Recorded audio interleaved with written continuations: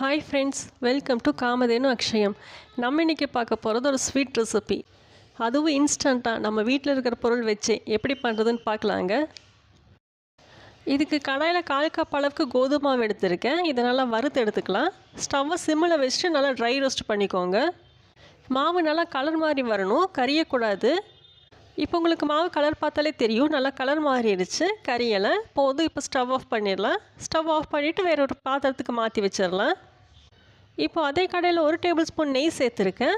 இப்போ இது கூட 1 கப் அளவுக்கு சேமியா சேர்த்து நல்லா வறுத்துக்கலாம். இது சாதாரணமாக நம்ம உப்புமாலாம் செய்வோம்ல, அந்த சேமியா தான். சிம்மில் வச்சுட்டு நல்லா வறுத்துக்கலாம், கலர் மாதிரி வரட்டும். சேமியா நல்லாவே கலர் மாதிரி வந்துருச்சு, போதும். இப்போ இது கூட 1 கப் அளவுக்கு தண்ணி சேர்த்துக்கலாம். நம்ம 1 கப் சேமியாவுக்கு 1 கப் தண்ணி சரியாக இருக்கும். தண்ணியை சேர்த்துட்டு மூடி வச்சிடலாம். ஸ்டவ் சிம்மிலே இருக்கட்டும். மீடியம் ஃப்ளேமில் 5 நிமிஷம் போல் இருக்கட்டும்.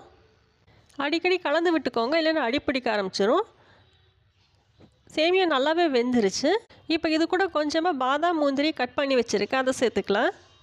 இப்போ இது கூடவே 3/4 கப் அளவுக்கு சர்க்கரை சேர்த்துக்கலாம். 1 கப் சேமியாவுக்கு 3/4 கப் அளவுக்கு சர்க்கரை சரியாக இருக்கும். இது கூடவே நம்ம வறுத்து வச்சுருக்கிற கோதுமாவையும் சேர்த்து நல்லா கலந்துக்கலாம். ஸ்டவ் சிம்மிலேயே இருக்கட்டும். எல்லாம் கலந்து ஒன்று சேர்ந்து வந்துருச்சு, போதும். இப்போ ஸ்டவ் ஆஃப் பண்ணிடலாம். இது நல்லா ஆறட்டும், அப்போ தான் உருண்டை பிடிக்க வரும். ஒருவேளை நல்லா ஆறாமல் உருண்டை பிடிச்சிங்கன்னா கையில் ஒட்ட ஆரம்பிச்சிடும். இப்போ இது கூட 1 டீஸ்பூன் அளவுக்கு நெய் சேர்த்துருக்கேன். நெய் அதிகமாக இருந்துச்சுன்னா பிடிக்கும்னு சொல்கிறவங்க இன்றைக்கி கூட கொஞ்சம் அதிகமாக நெய் சேர்த்துக்கலாம். இது நல்லா ஆறட்டும். சேமியா நல்லாவே ஆறிடுச்சு. இப்போ கொஞ்சமாக கையிலையும் நெய் அப்ளை பண்ணிவிட்டு உருண்டை பிடிச்சிக்கலாம். இது மாதிரி நம்ம உருண்டையாகவும் பிடிக்கலாம், இல்லைன்னா சூடோடு இருக்கும்போது ஒரு டிஃபன் பாக்ஸில் போட்டுட்டு அப்படியே நம்ம செட் பண்ணி கேக்கு மாதிரி கட் பண்ணி எடுத்துக்கலாம். நல்லா லட்டுவாக பிடிச்சிட்டு இதை வேறு ஒரு பிளேட்டுக்கு மாற்றி வச்சிடலாம். இது எல்லாமே நம்ம வீட்டில் இருக்க பொருள் தான். ஒரு 5 நிமிஷம் தான், சீக்கிரமாகவே ஸ்வீட் ரெடி பண்ணிடலாம். சேமியாவை எப்போவுமே ஒரே மாதிரி உப்புமாவை செஞ்சு சாப்பிடாமல் ஸ்வீட்டாக செஞ்சு சாப்பிடும்போது டேஸ்ட்டும் நல்லாயிருக்கும்.